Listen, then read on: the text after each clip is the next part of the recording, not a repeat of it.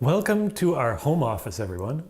We are excited to bring you behind the scenes today for some Sustainably Wed content, and we're doing that from our home, which stands on the traditional territories of the Lekwungen-speaking people, the Esquimalt, the Songhees, and the Wasanich First Nations, whose historical relationships with this land continue to this day.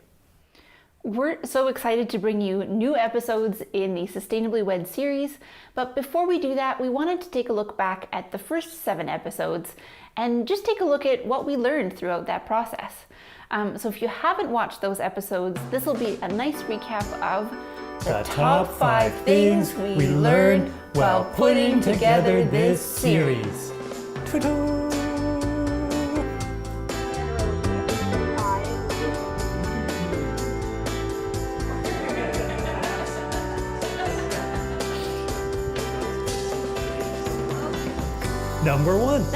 Number one, mindset is key. This is something that we found in episode 1, and we explored that a little bit, but we also found it as we were filming throughout the rest of the series, and it's come up so often when we've been talking with couples and other vendors, and even reporters asking about the series, that we thought it was something we should really highlight here. Mindset really is the key to making sustainable choices throughout your wedding planning process. I think it's easy to get stuck on making the perfect choice. Things like, what kind of paper is the best recycled paper? And that is a good conversation to have, but it's so easy to go down that rabbit hole and make that choice perfectly and forget about everything else. When in fact, sustainability is something that we need to think about in every decision of the planning process. I read a post this morning that said that sustainability is a process and not an end goal. And I think that's a useful way to think about having a sustainable mindset when you're approaching your wedding business or your wedding planning. It's really that we have to think about every decision we make with sustainability as a lens. Now, as a couple, that can be a little hard because you have budget, you have your guests, you have your timeline, you have your vendors' availability, so many other things to consider when you're thinking about your wedding. Family opinions. Family opinions, definitely a big one. So it can feel tough to add another lens onto that planning process, right? But when we consider that a wedding can have the same carbon footprint as your entire day-to-day life for a year on average, but maybe much more than that, it's easy to see how this one day can have a really big impact, right? So if we think about sustainability and we set it as a priority right from the beginning of our planning process, if you and your partner talk about that together right at the start, it's easy to carry that forward through every decision you make and ask those questions. Now, as a vendor, you have to do that throughout your business as well. We have to do that in every part of our business. But I think what's equally important as a vendor is to tell people that you're doing it. Tell your couples, tell your colleagues. Again, it's way better to tell everybody that you're doing these things imperfectly than to do one thing perfectly. Mm-hmm. And as vendors, I think we have a responsibility to show people what sustainable weddings can look like. And so if you want sustainability to be part of your values as a business, part of your mindset as a vendor, part of that involves telling people. Talking about telling people things leads us into point number 2, the second lesson we learned, which is ask questions. I think oftentimes couples think that if they ask questions of their vendors, they're being annoying or a bit too much, or that vendors aren't going to want to answer these questions. But especially if you're talking to a vendor who has implemented sustainable practices into their business, they're going to be excited that you're asking about them, and they're going to want to talk about those things.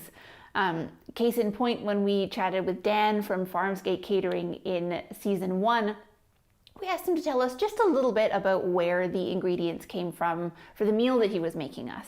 And about 15 minutes later, he had told us every single ingredient and the farm that it came from and where it was down the road and who it was who he talked to at the farm and what their farming practices were.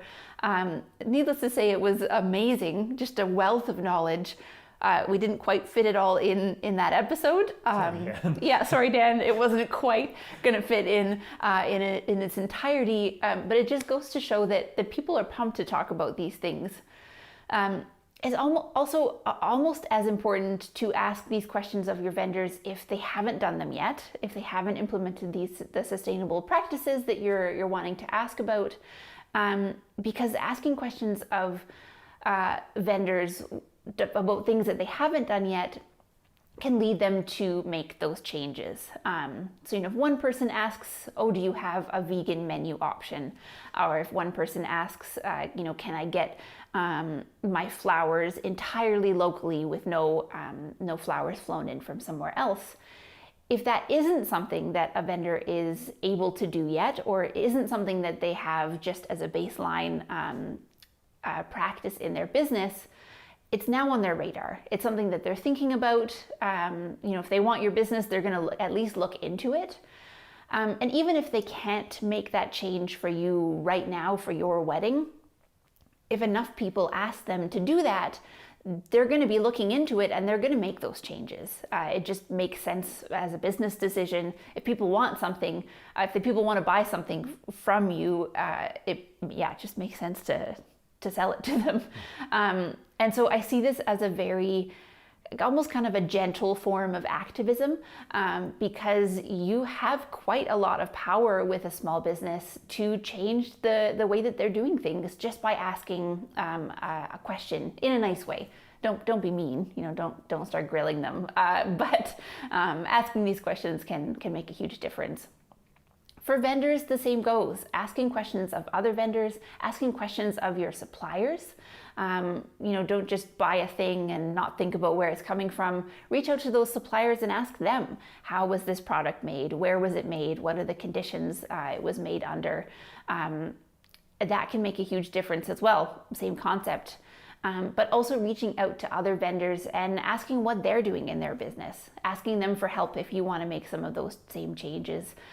We don't have to reinvent the wheel. We can ask each other and help each other out, and that can make things a lot easier. One of the things I really loved in our interviews is when we were talking with Sandra Henry, a photographer in Australia. She said that weddings are this opportunity to be activists, but in a really joy-filled and love-filled way, which was such a cool way of thinking about it. And I think that leads us really well into our next point, which is small changes have a big impact. I think this is something that we hear all the time, and we're kind of used to hearing it, right? But as we put together our series and we were continuing to interview people and see the small changes that they made, we really saw firsthand how these small changes can have a big impact. It's a saying for a reason. But there's a lot of low-hanging fruit in the wedding industry for couples and for vendors. When we think about it for couples who are planning a wedding, you have to make a lot of choices when you're planning a wedding. So many choices. You're probably exhausted of making choices. But you have an opportunity with all of those choices to consider the sustainability of the products and the services. And when we think more holistically about sustainability, and not just being green or eco-friendly, but thinking about again, as Chelsea mentioned, the conditions under which products are made, whether those people are paid a living wage, whether you're supporting the local community with your dollars, your choices can have a really big ripple effect. And your one wedding day can ripple out onto many different industries in many different communities, and impact many different individuals. And that's really cool to think about, actually. So taking the time to stop and think about the ingredients within your wedding day can lead you to make really great choices, and can allow you to vote with your dollars. Now, for businesses, I think this is the same. Small changes have big impact, and especially in the wedding industry, because there are so many small businesses, it can be tempting to say as a small business, will what I do really make a difference? But when you think about it, like couples plan one wedding in a year, but as vendors, we do dozens or maybe hundreds of weddings, depending on what industry you're in. And so that one change you make for that one wedding, if you multiply that by 100 weddings per year, that's actually huge. So whether you're a makeup artist who could choose a more sustainable product line over another, Maybe you're a caterer who could source locally for just this one ingredient over another. Maybe you're an officiant who drives to a lot of ceremonies and could track your mileage and offset that carbon footprint. These things have a big impact. And if we were all doing them, if all the vendors on Vancouver Island, all the vendors in BC and beyond were all doing these little changes, we'd make a big impact in the wedding industry. So again, I think there's a lot of low-hanging fruit there, but a lot of possibility, which is really exciting. Number 4 is a little bit more specific, and that's that unfortunately, composting isn't all that we hope it to be right now. I went into filming season 1 just really excited to learn about all of the new alternatives to single-use plastic products that have popped up on the market. Things like plant-based or bioplastic single-use cups, balloons that are listed as biodegradable. Composting is super cool, and I was really excited to learn about how these products compost. Can I do it in my backyard? Do I have to send it in my green bin? Unfortunately, what we learned is that although some of these products are compostable in the right commercial facilities, those commercial facilities don't currently exist for us here on Vancouver Island, in BC, and in a lot of places. And that was quite a big bummer. So unfortunately, that means that these products, they have to go in the garbage, and then they break down just the same way that a regular plastic would. They may eventually break down, but they're going to break down into microplastics. On the flip side of this unfortunate knowledge is just the idea that, as Bryan mentioned in our first lesson learned, that the mindset is everything. And that applies here as well. So having a mindset change of just switching out one single-use plastic for another single-use plastic, switching that to think about using reusable items instead, or thinking instead about how can we get rid of any single-use items at our weddings, also the rest of our life, but that's for another day. There's so many great options, from renting to borrowing to buying used, that are in most cases going to be better and more beautiful than using a single-use plastic cup anyway. But that, yeah, there are lots of options out there, but unfortunately switching out to those compostable plastics at this time isn't the way to go. Hopefully that changes. There's been a lot of recent increases and improvements in composting. Hopefully in a couple of years, I'll look back on this video and be like, haha, wrong now. But for now, not the best choice. And that brings us a little bit back to point number 1 as well, is that there really is no perfect choice. Mm-hmm. If you switch from single-use plastics to rentals, that's great. I think that is the right choice. But those rentals might come wrapped in plastic. So there's still waste there. It still happens. There's no perfect choice. But although you could ask a question to your vendor, get that plastic switched out for some sort of fabric or something else. And small changes will have big impacts. It's like they're all connected. It's like they're all connected. But that brings us to point number 5. 5. The wedding industry is a little behind on this. Maybe a lot behind on this. The wedding industry is kind of a funny industry. And I think we're behind for 2 reasons. One is that this industry really is built on tradition. Everything we do in the wedding industry is traditional. It's based on ritual. It's based on this is how it's always done. And should it be? That's a question we can explore. But traditionally, that's how the wedding industry has operated. But another issue is that there are a lot of small businesses here, a lot of entrepreneurs, solopreneurs, partnerships like us operating out of our house.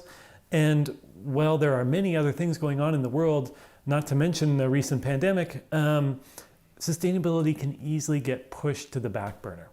We don't have the same resources as large corporations to develop new solutions for these things.